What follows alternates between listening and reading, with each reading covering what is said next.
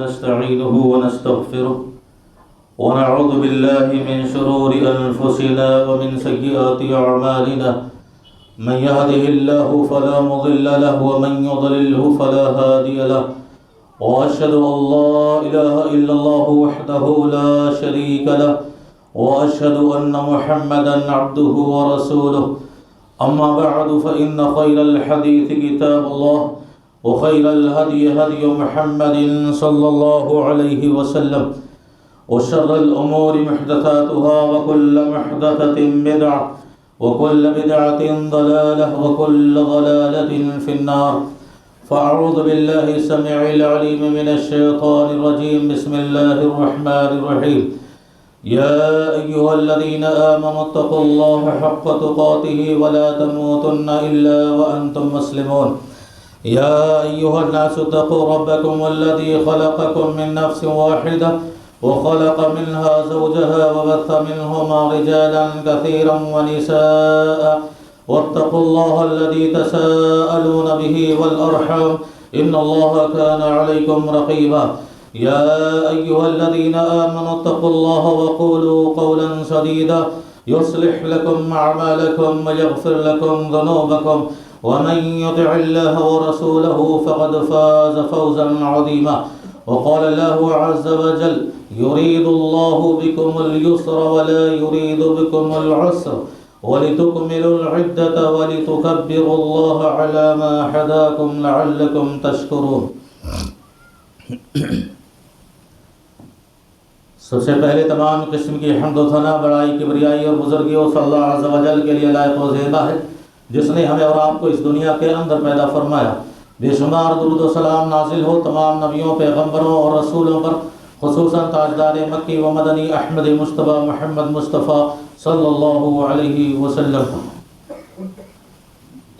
حضرات، دینی و ملی بھائیوں، بزرگوں، دوستوں اور ننھے منھے معصوم بچوں، اللہ کی دی ہوئی توفیق سے ہم سب لوگوں نے 26 روزے اور 27 تراویح مکمل کر لی ہے. رب العزت سے دعا ہے کہ ہم سب کی ہوئی ٹوٹی پھوٹی عبادتوں کو، چاہے وہ نمازوں کی شکل میں ہو، چاہے وہ روزوں کی شکل میں ہو، چاہے وہ زکوٰۃ کی شکل میں ہو، چاہے وہ صدقہ و خیرات کی شکل میں ہو، یا کسی بھی تلاوت قرآن کی شکل میں ہو، شب قدر کی شکل میں ہو، ان تمام عبادتوں کو قبول فرمائے.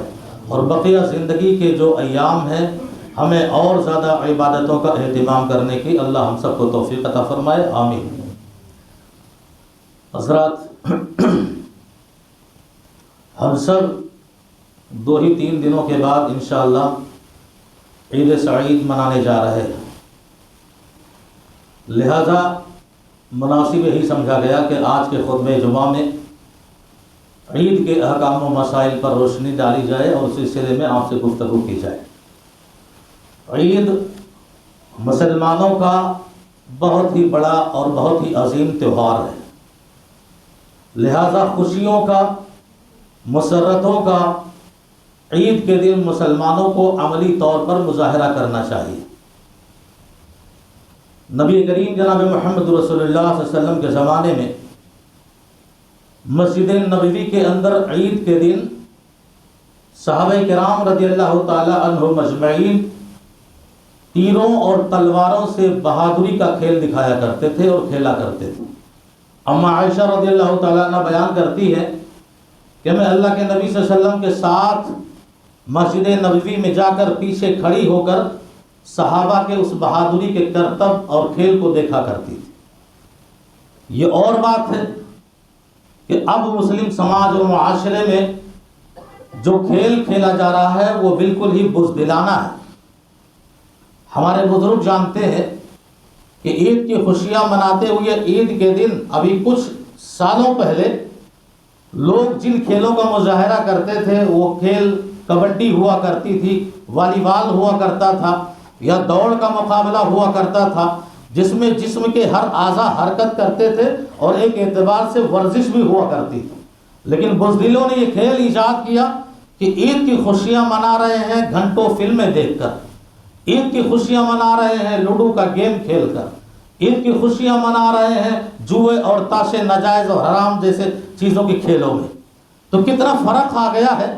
اور اسی بنیاد پر انسانی جسم موم کی طرح بن چکا ہے، بہادری، شجاعت اور دلیری کا نام و نشان تک مسلمانوں میں موجود نہیں، گھل رہا ہے ان کا جسم، پگھل رہا ہے ان کا جسم، اس لیے کہ ان جسموں کے اندر حرکتیں باقی نہیں رہ گئی، یہ ایک ہی جگہ بیٹھ کر سارے کام کرنا چاہتے ہیں، دوڑ دھوپ کا کوئی۔ اللہ کے نبی جناب محمد رسول اللہ علیہ وسلم کے زمانے میں عید کی خوشیاں منانے کے لیے اللہ کے نبی صلی اللہ علیہ وسلم اپنے کمرے میں موجود ہیں اور بچیاں نظمیں پڑھ رہی ہیں، بچیاں جو اشعار گنگنا رہی ہیں۔ حضرت ابو بکر عمر ابن خطاب رضی اللہ تعالیٰ عنہما دونوں داخل ہوئے، ابو بکر نے سختی سے منع کیا، ڈانٹا ان بچیوں کو، نبی کے موجود ہوتے ہوئے نظمیں پڑھ رہی ہو، اشعار گنگنا رہی ہو۔ پیارے نبی صلی اللہ علیہ وسلم نے فوراً حضرت ابو بکر صدیق رضی اللہ تعالیٰ عنہ کو کہا، میرے دوست، یہ جو خوشیاں منا رہے ہیں نظمیں پڑھ کر، لکل قوم عید، ہر قوم کے لیے ان کی اپنی ایک عید ہوتی ہے، ایک خوشی کا اور تہوار کا دن ہوتا ہے، آج ہماری عید ہے اور ہماری خوشی کا دن ہے، اگر یہ بچیاں نظمیں و اشعار گنگنا کے خوشیاں منا رہی ہیں، منانے دو انہیں، اس میں حرج کیا ہے، تکلیف کیا ہے؟ تو اس طرح عید کی خوشیوں کا اظہار کرنا عملی طور پر شریعت نے جائز قرار دی ہے، لیکن وہ عمل، وہ کام شریعت کے حد میں رہ کر ہو اور جائز طریقے سے۔ عید کی سنتوں کا ہمیں اور آپ کو بہت زیادہ خیال کرنا پڑے گا اور ذہن نشین کرنا پڑے گا۔ عید کے دن ہمیں اور آپ کو کیا کرنا ہے؟ ہر مسلمان کو چاہیے غسل کر کے، نہا کر، خوشبو لگا کر، تیل لگا کر، نیا لباس میسر ہو نیا لباس پہن کر، نہ ہو تو عمدہ سے عمدہ، اچھا سے اچھا لباس زیب تن کر کے عیدگاہ کی طرف جایا جائے، یہ سنت۔ ان اللہ جمیل یحب الجمال، اللہ خوبصورت ہے اور خوبصورتی کو پسند کرتا ہے، اور ہم اور آپ تو ایک مسلمانوں کی بڑی جماعت اور بڑی بھیڑ کے ساتھ مل کر کے عید کی نماز عیدگاہ میں ادا کرنے کے لیے جا رہے ہیں۔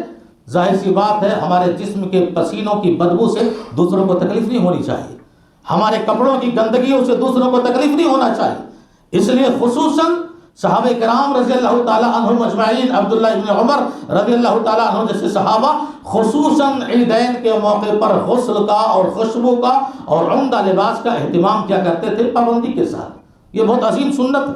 اسی طرح عید الفطر کے دن جو ہمارا منانے والے ہیں انشاءاللہ قریبی، زندگی سلامت رکھے اللہ وہاں تک، عید الفطر کے دن آپ صلی اللہ علیہ وسلم کی سنت تھی کہ آپ کھجور جو طاق میں ہوتے تھے، طاق کھجوریں کھا کر عیدگاہ جایا کرتے تھے، یا اسی طرح عید الاضحیٰ کا دن، بقرعید کے دن آپ کچھ نہ کھا کر عیدگاہ کے دن جایا کرتے تھے، یا اسی طرح آپ دیکھو مناسب ہو عیدگاہ جہاں آپ کو عید کی نماز پڑھنی ہے، اگر وہ قریب میں ہو تو پیدل جائیں آپ، اگر نہیں ہے تو کوئی بات نہیں سواری سے جائیں، اور راستے تبدیل کر کے جائیں، جس راستے سے عیدگاہ جا رہے ہیں آنے کے ٹائم راستہ بدل دیں، دوسرے راستے سے جائیں۔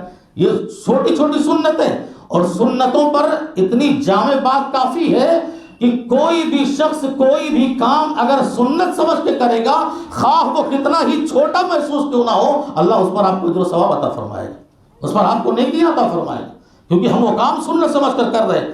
یا اسی طرح عید کے دن ایک دوسرے کے لیے قبولیت دعا کرنی چاہیے، دعا کی قبولیت، تقبل اللہ منا ومنکم۔ کیوں؟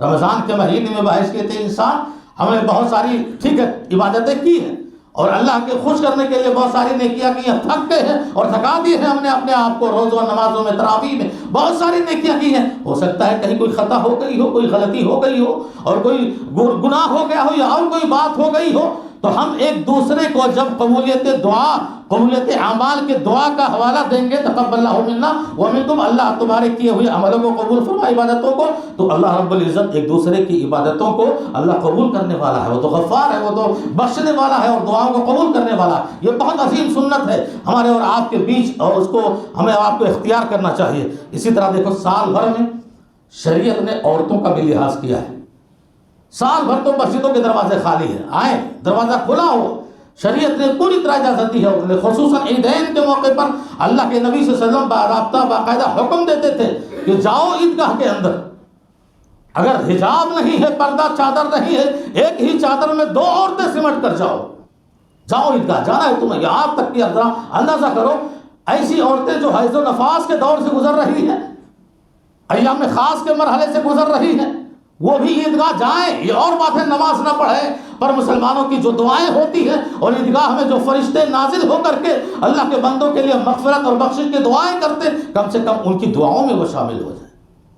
عورتوں کا، اور اللہ الحمدللہ اللہ کا شکر ہے، اہل حدیث کی جہاں بھی مسجدیں ہیں، جہاں بھی عیدگاہیں ہیں، ایسی جگہوں پر وہ باقاعدہ عورتوں کے لیے انتظام کرتے ہیں اور کیا جاتا ہے عورتوں کے لیے انتظام۔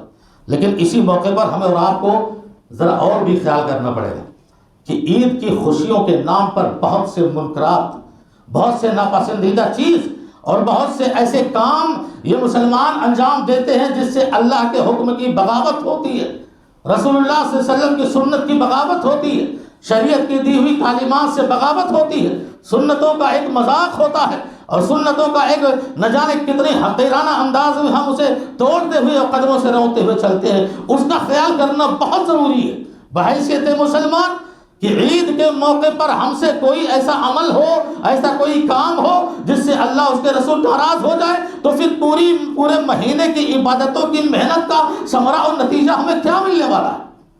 کیا امید لے کر ہم جائیں گے اور عید کی خوشیاں منائیں گے؟ ان فحش اور ان منکرات اور ناپسندیدہ چیزوں کو اپنے ذہن میں رکھنا ضروری ہے۔ عورتوں کے سلسلے میں اجازت تو ضرور ہے کہ وہ عیدگاہ جائیں، لیکن کیسے جائیں؟ کیسے جائیں؟ بے پردہ ہو، زیب و زینت کا اظہار کرتے ہوئے، پائلوں کی جھنکار بچاتے ہوئے، اور ایسی خوشبوئیں لگا کر جو اجنبی مردوں کے ناکوں تک پہنچے، اور اس طرح اپنا انداز اختیار کرتے ہوئے جو اجنبی مردوں کو اپنی طرف توجہ کا مرکز بنا لے۔ نہیں، سادگی کے ساتھ جانا ہے۔ اپنے گھر کی بہنوں کو، اپنے گھر کی بیٹیوں کو، اپنے گھر کے خاتون کو اس بات کی آپ تعلیم دیتے رہیں کہ عیدگاہ جانے سے تمہارا یہ مقام ہے، شریعت نے روکا نہیں ہے، لیکن اس کے کچھ حدود ہیں۔ زیب و زینت آپ کو اختیار کرنی ہے، چھپ کر اختیار کرنی ہے، وہ ظاہر نہ ہونے پائے۔ اور بہت ساری عورتوں کو آپ دیکھتے ہوں گے بے پردہ، بے غیرتی اور بے حیائی اور بے شرمی کا یہ عالم عید کے نام پر ہوتا ہے، خوشیوں کے نام پر، کہ چلتی ہوئی سڑکوں پر، چلتے ہوئے روڈ پر ایک مسلم برقع پہننے والی عورت اپنے ہاتھ کو اجنبی مردوں کے ہاتھ میں دے کر باقاعدہ مہندیاں لگاتی ہے۔ یہ بے غیرتی کا عالم ساری دنیا دیکھتی ہے۔ کہاں ہے شرم و حیا؟ لعنت ہے۔ اور غیرت میں آنا چاہیے ایسے بہنوں کو، ایسے بھائیوں کو جن کی بہنیں یہ کام کرتی ہیں، اور ایسے باپ کو جن کی بیٹیاں یہ کام کرتی ہیں۔ ایسے بہت سارے لوگوں کو دیکھیں گے آپ۔ اللہ کے نبی جناب محمد رسول اللہ صلی اللہ علیہ وسلم کے سلسلے میں اما عائشہ رضی اللہ تعالیٰ عنہ بیان کرتی ہے، ساری زندگی گزر گئی، اسلام قبول کرنے کے نام پر مردوں سے بیعت لی تو اللہ نے کہ نبی نے ہاتھ بڑھا کر بیعت لی، ان کے ہاتھ کو اپنے ہاتھ پر رکھا، لیکن ساری زندگی جب بھی عورتوں سے اللہ کے نبی نے اسلام قبول کرنے کی بیعت لی، کبھی کسی کا ہاتھ نہیں چھوا۔ اور ایک مسلمان ہو کر، ایک عورت ہو کر ان کی بے غیرتی، بے شرمی کا یہ عالم کہ اپنا ہاتھ اجنبی مردوں کے ہاتھ میں دے کر مہندیاں لگائیں۔ محلے اور معاشرے اور سوسائٹی میں کیا ایسی بچیاں نہیں ہیں، کیا ایسی عورتیں نہیں ہیں جو مہندیاں لگانا سیکھ چکی ہیں، جو لگاتی ہیں؟ آپ ان سے کیوں نہیں جا کر لگاتی؟ کیا شوق ہوتا ہے، کیا ذوق ہوتا ہے؟ عید کی یہ خوشی نہیں ہے، یہ بے غیرتی کا عالم ہے، بے شرمی کا عالم ہے اور بے حیائی کا عالم ہے، اور غیرت کا جنازہ نکلتا جا رہا ہے میرے بھائی۔ اس کا ہمیں اور آپ کو خیال کرنا پڑے۔ اسی طرح ایک دوسری ناپسندیدہ چیز جو شریعت کی نگاہ میں بہت ہی خطرناک ہے، اور ایک مرد کو بھی چاہیے پہلے وہ اپنی اصلاح کرے اور اس کے بعد چاہیے کہ وہ اپنے گھر کے بچوں کی اصلاح کرے۔ سب سے اہم چیز، اور اس میں خطبے کا پورا نچوڑ ہے آج کے خطبے کا، اور یہ منکر چیز اور یہ ناپسندیدہ عمل آپ دیکھو گے، گھر گھر میں دیکھو گے، گلیوں گلیوں میں دیکھو گے، سڑکوں سڑکوں پر دیکھو گے، بچوں بچوں میں دیکھو گے، جوانوں جوانوں میں دیکھو گے۔ کیا؟ بال کی کٹنگ۔ آئی پی ایل کا میچ چل رہا ہے، کون سا کھلاڑی کیسا بال رکھا ہوا ہے، وہ بال کس انداز میں رکھا ہوا ہے، وہ باقاعدہ تصویر لگا کر سیلون میں اپنے بال ویسے کٹواتے۔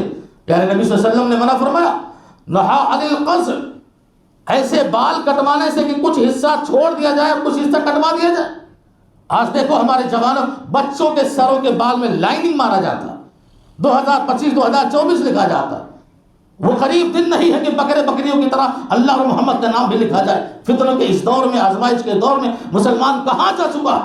غیروں کی مشابہت اختیار کرتے کرتے بال کے وہ انداز کٹوانے کے ہوتے ہیں کہ میں بارہا کہتا ہوں کہ انسان تو انسان رہے، شیطان بھی دیکھ کر اسے ہنس پڑتا ہے کہ یہ کوئی انسانی مخلوق، یہ کوئی اجنبی مخلوق آ گیا ہے اس دنیا کے اندر۔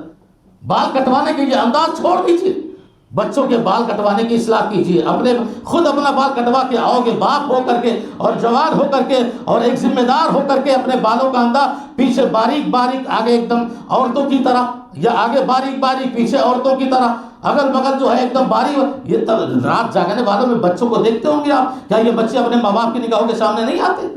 یعنی شرم نہیں آتی؟ بال سمپل رکھو، سیدھا رکھو، کسی کے اعتراض کی انگلی نہ اٹھنے پائے کہ وضع میں تم ہو نصارا تو تمدن میں ہنود، یہ مسلمان ہیں جنہیں دیکھ کے شرم آئے بہت. پھر مسلمان ہم کو کہنے میں شرم آنی چاہیے ایسے عمل پر اور ایسے کاموں پر. اسی طرح آپ دیکھیں، یہ مختصر سی باتیں ہو رہی ہیں. مردوں کے لیے سونا حرام ہے، پر انگوٹھی سونے کی عید کی خوشیاں منانے پہ. کتنے مرد ہیں مسلمان جو گلے میں سونے کا ہار پہن کر خوشیاں منا رہے ہیں. اپنا غرور، اپنا تکبر اور اپنا جلوہ اور اپنی دولت اور اپنی امیری کا نشہ، کہ جس سونے کو مردوں کے لیے حرام قرار دیا گیا ہے، وہی سونا پہن کر آدمی عید کی خوشیاں منا رہا ہے، پورے مہینے کی عبادتوں کو ملیا میٹ کر رہا ہے. یا اسی طرح دیکھو، مردوں ہی کے لیے خالص ریشمی لباس حرام ہے. خالص ریشمی لباس. بازار میں جاؤ گے، مارکیٹوں میں آپ کرتا پیجامہ خریدنے اور پینٹ شرٹ خریدنے، یہ غور سے دیکھنا کہ کہیں وہ لباس خالصاً پوری طرح ریشم کا تو نہیں. اس لیے کہ ریشم عورتوں کے لیے جائز ہے، لیکن مردوں کے لیے شریعت نے حرام قرار دیا. حضرت عمر بن خطاب رضی اللہ تعالیٰ عنہ نے ایک بار بازار گزرتے ہوئے ٹھیلے پر بہت خوبصورت جبہ اور لباس دیکھا، بہت پسند آیا انہیں. فوراً وہ اس ٹھیلے والے سے خرید لیا، یوں کہہ کر کہ میں اللہ کے نبی صلی اللہ علیہ وسلم کو ہدیہ کروں گا. لے گئے وہ لباس، پیارے نبی صلی اللہ علیہ وسلم کو کہا، اللہ کے نبی آپ یہ لباس پہنیے، بہت خوبصورت لباس ہے. آپ کے پاس دور دور سے مہمان آتے ہیں، آپ کے پاس بہت دور دور سے وفد آتے ہیں، اور آپ عید کی خوشیاں مناتے ہیں، آپ جمعہ کے دن آتے ہیں. ایسا کیجیے، یہ خوبصورت لباس زیب تن کر کے آپ چلیے. اور میں بارہ کہتا ہوں، اچھا لباس پہننا یہ غرور کی علامت نہیں ہے، یہ تکبر کی علامت نہیں ہے. ان اللہ جمیل یحب الجمال، وہ خوبصورتی کو پسند کرتا ہے، لہذا ہمیں خوبصورتی کا رویہ اور مسجدوں اور نمازوں کے لیے تو اور زیادہ اختیار کرنا چاہیے. پیارے نبی صلی اللہ علیہ وسلم نے وہ جبہ تو لے لیا، لیکن دیکھا کہ وہ تو پوری طرح ریشم کا ہے. کہا، عمر یہ لباس تقوی گزاروں کا نہیں ہے، یہ لباس نمازیوں کا نہیں ہے، یہ لباس مومنوں کا نہیں ہے، یہ لباس پوری طرح خالص تو ریشم کا ہے. ارے تھوڑا بہت ہوتا تو شریعت نے اجازت دی ہے، ایک دو انگور کا جیسا کہا جاتا ہے رف وغیرہ کرنے میں، لیکن یہ تو پوری طرح خالص ریشم کا ہے، ہم اس کو نہیں پہن سکتے. اللہ کے نبی صلی اللہ علیہ وسلم نے فوراً اس لباس کو واپس کر دیا. تو اس بات کا خیال رکھیں. اور دوسرا خیال، جو ہم چھوٹا چھوٹا گناہ سمجھتے ہیں، لیکن وہی گناہ ہمیں نار جہنم تک پہنچا دیتی. وہی جرم اور وہی غلطی، وہی خطا جس کو ہم نے حقیر اور چھوٹا سمجھ کر کے اپنی زندگی میں معمول بنا لیا ہے اور اسی کو انجام دے رہے، اور آپ کو نہیں پتا کہ وہی چھوٹا سا عمل آپ کو جہنم کی آگ میں جلانے کے لیے کافی ہے. یہ شلوار پہنتے ہو نا، پینٹ جو ٹخنے کے نیچے لٹک رہا ہوتا ہے. قارون تھا، قارون چادر ایسا پہنا ٹکنے کے نیچے زمین پر گھسٹتا ہوا جا. غرور کی علامت، تکبر کی علامت. ناز تھا اس کو، نخرہ تھا کس چیز پر؟ نہ زندگی اس کی، نہ مال اس کا، نہ دنیا اس کی، نہ کچھ اس کا، سب کچھ اللہ کا. اور اللہ کے سامنے غرور کرتا ہوا چلے بنتا. یہ اللہ کیسے پسند کر سکتا؟ اللہ کے لیے کبریا ہے اور اسی کے لیے غرور ہے، وہی متکبر ہے اور اس کی وہ چادر ہے. اللہ کے غروری چادر کو کوئی بندہ چھیڑنا چاہے، اللہ برداشت نہیں کرے گا. اللہ نے کہا میں اس کو عذاب دوں گا، سخت عذاب دوں گا اس کو جو میری چادر کو چھیننا چاہے. غرور میری چادر ہے، تکبر کے لائق میری ذات ہوں. کوئی مخلوق ایسی نہیں ہے جس کے اختیار میں دنیا کی ساری چیزیں سوائے اللہ کے. اور جب اختیار میں انسانوں کے کچھ نہیں ہے، خود کی اپنی جان نہیں ہے اور خود کی اپنی زندگی نہیں ہے، پھر اس کو اپنی زندگی پر غرور کس بات کا؟ آپ غرور کر کے چل رہا ہے. زمین کو حکم دیا اور زمین نے اس کو دھسا دیا. آپ معروف واقعہ ہے، مشہور واقعہ جانتے ہیں. کیوں؟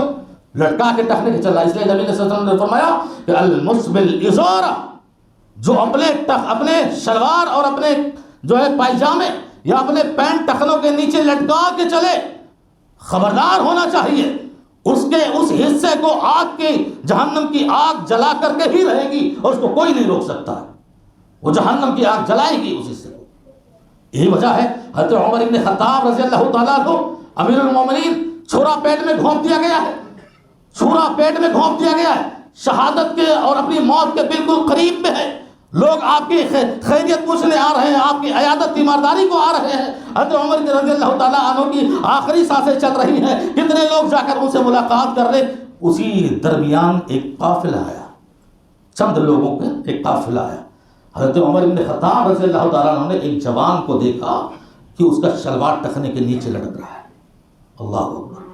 آخری دم آخری سانس زندگی سے رخصت ہوتے ہوئے عمر بن خطاب کو اتنی فکر ہے کہ میری آنکھوں کے سامنے نبی کریم صلی اللہ علیہ وسلم کی سنت کا مذاق اڑایا جائے اور میری آنکھوں کے سامنے کوئی بندہ جہنم کی آگ کو خریدے، میں کیسے برداشت کر سکتا ہوں. دبی ہوئی آواز میں کہا ارفع ازارک یا غلام، اے بچے، اے جوان، شلوار اوپر کر لے. اور اس سے فائدہ بھی ہوگا. فائدہ کیا ہوگا؟ تیرا کپڑا صاف رہے گا، تیرا کپڑا پاک رہے گا، اور تقوی گزاری تیرے دل میں بھر کر ہو جائے گی. غرور سے، تکبر سے تجھے نجات مل جائے گی. ہاں، عورتوں کے لیے مکمل پردے کا حکم ہے، لیکن مردوں کے لیے ٹخنوں کے نیچے سے کپڑا نہیں آنا چاہیے. عید کے موسم میں ایسے بہت سارے لوگ آپ کو نظر آئیں گے، انہیں خوف کھانا چاہیے. یہ صرف نمازوں کے لیے نہیں ہوتا جو اعلان ہوتا ہے کپڑے ٹخنے سے نیچے ہو تو اوپر، ساری زندگی کے لیے یہ ہے. آپ ٹخنے کے نیچے نہیں کر سکتے. اسی طرح آپ دیکھو، اسی عید کی خوشی کے موقع پر جو عید آتی ہے ایک پیغام لے کر آتی ہے، ایک سندیشہ لے کر آتی ہے. وہ سندیشہ کیا ہوتا ہے ہم نے آج تک بھانپا ہی نہیں یا جانچا ہی نہیں، اور جانچا ہے تو اس پر عمل کرنے کی کوشش نہیں. رمضان میں آپ نے غریبوں کا خیال کیا، یتیموں کا خیال کیا، بے بسوں کا خیال کیا، اور نہ جانے کتنی دولت آپ نے لوگوں کی جو ہے مجبوریوں کا سامنا کرتے ہوئے خرچ کیا کہ یہ پریشان نہ ہو، خوشحال ہو جائے. عید کا موقع آتا ہے ایک ملن کا، ملاقات کا، نفرتوں کو بھلا دینے کا، دشمنیوں کو ختم کر دینے کا، بغض، حسد، کینے، کپٹ بھائیوں کے خلاف جو دل میں پیدا ہو چکے تھے اسے ختم کر دینے کا، رشتے جو ٹوٹ چکے تھے اس کو جوڑ دینے کا. یہ عید اس لیے آتی ہے. ایک دوسرے کے یہاں آدمی سوئیاں، پہلے کا دور محبتوں کا الگ تھا، اب تو کوئی جاتا آتا بھی نہیں ہے، اپنے گھروں میں ہی دروازے بند کر کے سو جاتا، اس کی خوشیاں وہی ہوتی ہے. لیکن آپ ذرا کچھ سالوں پہلے جاؤ، یہ محبت کا یہ عالم تھا کہ لوگ دروازوں پر جاتے تھے، اور وہ خوشی سے، محبت سے. ایسا نہیں کہ خود کو بھکاری سمجھتے، خود کو فقیر نہیں. عید کا موقع ہے، خوشیوں کا موقع ہے، اور محبتوں کو زندہ کرنا ہے، نفرتوں کو ختم کرنا. عید آئے، رمضان آئے، چلا بھی جائے، دو بھائیوں کی دشمنی ختم نہ ہو. رمضان جیسا مہینہ آئے، عید آئے، چلا جائے، اور دو دوستوں کی خوشیوں کا جو ہے ملاقات بھی نہ ہونے پائے. نفرتوں کی نفرتیں رہیں، دشمنیوں کی دشمنیاں رہیں. پھر ہم نے رمضان کے مہینے سے اور آنے والی عید سے ہم کیا پیغام حاصل کر سکتے ہیں؟ اپنی انا کو ختم کرو. وہ کیا بتاتا ہوں، انا بہت خطرناک لفظ ہے. اسی انا نے ابلیس کو راندہ درگاہ کیا. اسی انا نے نمرود کو ایک مچھر سے مر جانے پر مجبور کیا. اسی انا نے فرعون کو دریائے نیل میں ڈوبنے پر مجبور کر دیا. انسان ہو تو انا کو کچلو، انا کو ختم کر دو، غرور کو ختم کر دو. تم سے کوئی ملنا نہیں چاہتا، تم اس سے ملنے کی کوشش کرو. تم سے کوئی بھاگ رہا ہے، تم سے قریب جاؤ. تم سے کوئی دشمنی پہ اتارے ہو چکا ہے، تم اس سے دوستی کا ہاتھ بڑھاؤ. عید اس لیے آیا کرتا ہے. اسی طرح عید کے موقع پر ایک اہم مسئلہ یہ ہے صدقۃ الفطر کا. فطرہ آپ جو ہر سال سنتے رہتے ہیں، لیکن یاد دہانی کے لیے وہ بیان کیا جاتا ہے. صدقۃ الفطر یہ ہر مسلمان، مرد ہو، عورت ہو، چھوٹا ہو، بڑا ہو، نوکر ہو، مالک ہو، بالغ ہو، نابالغ ہو، کوئی بھی ہو، تمام مسلمانوں پر صدقۃ الفطر فرض ہے. اور جب فرض ہے تو چھوڑ دینے پر گناہ گار ہوگے، گناہ پاؤ گے اگر نہیں ادا کرو گے. یہ فرض ہے. یہاں تک کہ عید سے پہلے کوئی بچہ جنم لے اس کی طرف سے بھی فطرہ آپ کو ادا کرنا، فطرہ دینا ہی دینا. اس کی حکمت بہت بڑی ہے، اس کی حکمت بڑی عظیم ہے جو شریعت نے بتلائی. کیا کہا؟ طہرۃ للصائم من اللغو والرفث. روزہ رکھ کے آئے ہو پورے مہینے، روزوں میں بحیثیت انسان، روزوں کے ایام میں، رمضان کے دنوں میں بہت ساری خطائیں ہو چکی ہوں گی، بہت ساری غلطیاں ہو چکی ہوں گی جس کا اندازہ اور جانکاری آپ کو بھی نہیں ہوگی. آپ کچھ بول دیے ہوں گے، آپ کچھ کر دیے ہوں گے، شاید آپ بھی بھول گئے ہوں گے. اللہ نہیں بھول رہا ہے. اللہ اپنے بندوں کو کیسی دعوت دے رہا ہے. انسان ہے بول کے بھول جاتا، انسان ہے گالیاں دے کے بھول جاتا، انسان ہے مار کے بھول جاتا. رب العزت اپنے بندوں سے کتنا پیار کرتا ہے. میرے بندے تو بھولا ہے، تجھے یاد نہیں. اسی تیرے بھول کو ختم کرنے کے لیے یہ فطرہ ادا کرتا. طہرۃ للصائم، روزے داروں کے لیے یہ پاکی کا سبب بنتا ہے. جو غلطیاں ہو چکی ہیں، جو گناہ ہو چکے ہیں، رمضان کے مہینے میں جو ہلکی پھلکی خطائیں ہو چکی ہیں، اللہ اسی فطرے کی وجہ سے اس بندے کے گناہوں کو، غلطیوں کو معاف کرتا ہے. اور دوسرا فائدہ وَطُعْمَةٌ لِّلْمَسَاكِينِ، پیغمبر صلی اللہ علیہ وسلم کی ادا بھی کیا نرالی تھی. اللہ سے جب بھی مانگا ہے، اللہ سے جب بھی دعا کی ہے، اپنی دعاؤں میں غریبوں کو کبھی نہیں بھولا. اللہم حب المساکین، پیغمبر کی یہ پیاری دعا ہمیشہ بیان کی جاتی ہے. پیغمبر نے اللہ سے جب بھی دعا مانگی، اے اللہ مسکینوں کی محبت میرے دلوں میں ڈال دے. جو مسکینوں سے نفرت کرے اس کی زندگی زندگی نہیں، اس کا ایمان ایمان نہیں. جو یتیموں کو دیکھ کر راستے بدل دے، پھر اس کو اپنے ایمان کی جانچ کرنی چاہیے، پڑتال کرنی چاہیے. جس کو چھوٹوں سے محبت نہ ہو، پھر اس کو اپنے دین اور اپنے شریعت کے حوالے سے اپنے آپ کو جانچنا چاہیے. یہاں مسکینوں کا یہ خیال کیا جا رہا ہے وَطُعْمَةٌ لِّلْمَسَاكِينِ، فطرہ ادا کرو گے، مسکینوں کے کھانے کا انتظام ہو جائے گا، عید کی خوشیاں وہ بھی منائیں. یہ حکمت ہے میرے بھائی. اچھا وقت کیا ہے؟ چاند نکلا عید کا، وہاں سے شروع ہو کر کے عیدگاہ جانے تک آپ کو ادا کرنا ہے. یہی افضل وقت ہے، یہی بہتر وقت ہے. چاند نکل گیا، رمضان کے روزے ختم ہوئے، اور عیدگاہ جانے تک وہاں سے پہلے آپ کو ادا کرنا ہے. اگر عید کی نماز پڑھنے کے بعد ادا کرو گے تو وہ عام صدقہ ہو جائے گا، وہ فطرے میں شمار نہیں ہوگا. ہاں علماء کرام نے روایتوں کے روح سے یہ جائز قرار دیا کہ 2 3 4 دن پہلے بھی آپ فطرہ ادا کر سکتے، 2 3 دن پہلے بھی آپ ادا کر سکتے ہیں. اور ابو ہریرہ کی وہ لمبی حدیث ہے جو شیطان چوری کر کے جا رہا تھا اور بار بار پکڑا گیا تو پھر اس نے آیت الکرسی بتائی. وہ جو مال چوری کر رہا تھا وہ فطرے کا مال ہے، 2 3 دن پہلے بھی لیا جا سکتا ہے. یہ جواز کی صورت ہے. مقدار کیا ہے؟ جو چاول کھا رہے ہو، جو گیہوں کھا رہے ہو، 2.5 کلو سے لے کر 3 کلو کے بیچ میں آپ نکالو. ایک فرد کے، ایک آدمی کی طرف سے 2.5 کلو سے شروع کر کے 3 کلو تک. زیادہ دے دو، 2.5 کلو سے کم نہیں، 2.5 کلو تو آپ کو دینا ہے اہل علم کے صحیح قول کے مطابق. لیکن اگر آپ اس سے بھی زیادہ دیتے ہیں، 2.25 کلو یا 3 کلو، اور بھی بہتر. آپ چاول میں دے دیجئے، گیہوں میں دے دیجئے. اور کیسے دیجئے؟ غلے کے حساب سے افضل ہے. منصوص روایت نص کے اعتبار سے اگر بطور غلہ آپ دے رہے ہیں افضل ہے. لیکن اہل علم نے قیمت کے حساب میں بہت اختلاف کیا ہے. لیکن جواز کی صورت یہ نکل کر آئی ہے کہ اگر کوئی قیمت بھی دینا چاہے تو دے سکتا ہے. علماء نے اس کو جائز کرا دیا ہے. اور افضل وہی ہے کہ غلہ دیا جائے، اور قیمت بوقت مجبوری یا بوقت حالت. بمبئی کی جیسی سرزمین پر علماء نے سارے چیزوں کو اکٹھا کر کے یہ جو ہے فتویٰ دیا ہے کہ اگر وہ قیمت بھی دینا چاہے تو غلہ کرنسی کے طور پر بھی استعمال ہوتا ہے. اس لیے قیمت کا بھی جواز دیا گیا، نکالا گیا ہے. اور آپ اس کی جگہ پہ جو کھانا کھاتے ہیں کلو کے حساب سے 2.5 کلو کی جو قیمت بنتی ہے، پیسہ بنتا ہے. ہماری مسجد میں تو 100 روپیہ ہر سال لگایا جاتا ہے، 100 روپیہ ایک آدمی کا فطرہ. اور اس اعتبار سے میں آپ کو سمجھانے کی کوشش کر رہا ہوں کہ اگر 2.5 کلو کی جو آپ مسلسل کھا رہے ہیں، جس اعتبار سے غلہ، چاہے چاول کی قیمت لگاؤ یا گیہوں کی، جس اعتبار سے آپ کھا رہے ہو، جس پیسے وزن کا، اسی پیسے اور وزن کا حساب لگا کے جتنا پیسہ نکلتا ہے ایک آدمی کی طرف سے آپ فطرہ نکال دیجیے. یہ مختصر سے عید کے احکام و مسائل تھے. ایسے بہت ساری جو ہے کتابوں میں موجود ہوں گے، آپ کو عمل کرنے کی ضرورت ہے. اور میرے بھائی اور دوستو، اب آخری لمحہ 1-2 منٹ یہ ہے کہ آج دنیا کے اندر اور گلیوں گلیوں میں اس جمعہ کو لوگوں نے الوداعی جمعہ کا نام دے دیا. یہ بہت خطرناک بدعت ہے. شریعت میں اس کا کوئی تصور نہیں. ہر صبح زندگی کا آغاز ہوتا ہے اور ہر شام کو ہوتے ہوتے اپنی زندگی کا اختتام ہو سکتا ہے. الوداعی ہر دن، الوداعی ہر گھنٹہ، الوداعی ہر سیکنڈ ہمارے لیے. اور جمعہ کو الوداع کہہ رہے ہو، کہنے کا موقع ہی نہیں پاؤ گے، اس لیے کہ جمعہ ہی تو قیامت آئے گی.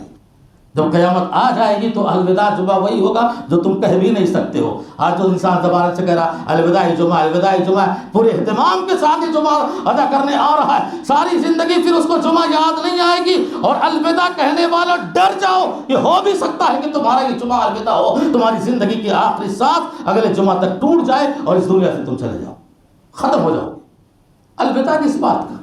الوداع تو اللہ کے نبی صلی اللہ علیہ وسلم نے فرمایا کہ صبح کرو، شام کا انتظار نہ کرو، دن کرو، رات کا انتظار نہ کرو، مسجد میں ہو باہر نکلنے کا انتظار نہ کرو، کھڑے ہو بیٹھنے کا انتظار نہ کرو، بیٹھے ہو سونے کا انتظام نہ کرو. ارے موت کا کیا ہے؟ سیکنڈوں نہیں آئے گا، تمہیں الوداع کہنے کا موقع ہی نہیں دے گا.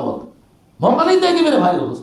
موت بڑی خطرناک چیز ہے، اسی کو یاد رکھو، سامنے رکھو، اور رمضان کے جو سارے ایام میں تم نے عبادتیں کی ہے کوشش کرو وَاعْبُدْ رَبَّكَ حَتَّى يَأْتِيَكَ الْيَقِينُ، کہ یہی عبادتوں کا سلسلہ زندگی کے آخری سانس تک چلے اور ہماری زندگی میں آخری لمحے تک رہے۔ جیسے عبادتوں کا شوق دکھایا ہے، ذوق دکھایا ہے، تلاوت کا، یہ جو بھی نیکیوں کا، یہ نیکیاں جو رمضان کے رب کے لیے تم نے کیا ہے وہ سارے مہینوں کا رب ہے، سارے دنوں کا رب ہے، اور سارے جو ہے سالوں کا رب ہے، ہماری زندگی کا رب ہے، ساری چیزیں اسی کے حوالے ہیں۔ پھر ہم ایک ہی ساتھ انشاءاللہ پھر آگے بات ہوگی، وقت زیادہ ہو گیا، لیکن اس احساس کے ساتھ آج رخصت ہو کہ ہم نے جو تربیت رمضان سے حاصل کی ہے اس کو خراب نہ کریں، تسلسل جاری رکھیں۔ اگر نماز پڑھنے کا سلسلہ جاری کر دیے تھے تو 5 وقتہ نمازیں ہمیشہ کے لیے فرض ہیں، آخری سانس تک فرض ہیں۔ آپ وہ فرض نمازوں کا اہتمام کیجئے اور اللہ سے یہ یقین رکھیے کہ انشاءاللہ اگر اسی طرح عمل پر قائم رہے، نیکیوں پر قائم رہے، ہماری دنیا اور آخرت سنور جائے گی، ہماری زندگی کا بیڑا پار ہو جائے گا۔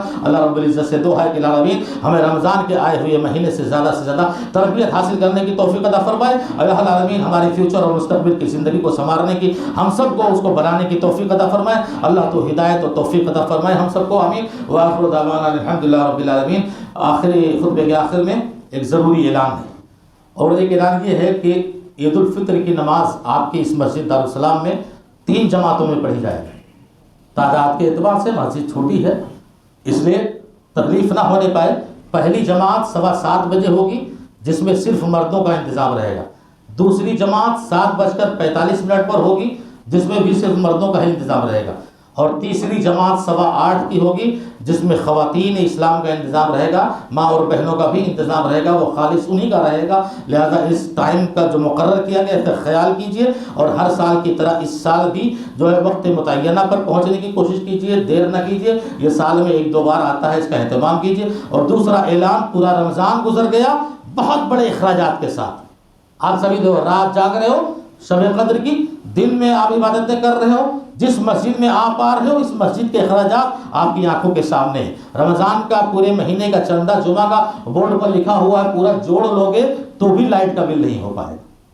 پورا پیسہ پورے جمعہ کا جوڑ لوگے تو صرف لائٹ کا بل دینے بھر کا نہیں ہوا ہے۔ اس لیے اعلان کیا جا رہا ہے مہینے کا آخری جمعہ بھی ہے، 70,000 روپے صرف لائٹ کے بل آئے ہوئی ہے۔ چاہے کچھ بھی ہو، وہ اخراجات کسی اور کے لیے نہیں، ہمارے اور آپ کے لیے ہی ہوئے ہیں۔ اس لیے میں باادب گزارش کروں گا کہ یہ آخری جمعہ ہے رمضان کا، اور اس کے بعد اخراجات تھوڑا کم ہو جاتے ہیں، اس لیے اتنی تکلیف نہیں ہوتی، لیکن رمضان کے مہینے میں اخراجات کافی ہو چکے ہیں، اور دن اور رات جو ہے لائٹ بل ہو یا کوئی بھی مسئلہ ہو آپ دیکھ رہے ہیں، آپ کی آنکھوں کے سامنے ہیں۔ زیادہ سے زیادہ آپ اس مسجد و مدرسے کا تعاون کریں تاکہ سارے اخراجات بآسانی ادا کیے جا سکیں۔ اللہ ہم سب کو صدقہ و خیرات کی توفیق عطا فرمائے، آمین۔ وآخر دعوانا الحمد للہ رب العالمین۔ بارک اللہ لنا ولکم۔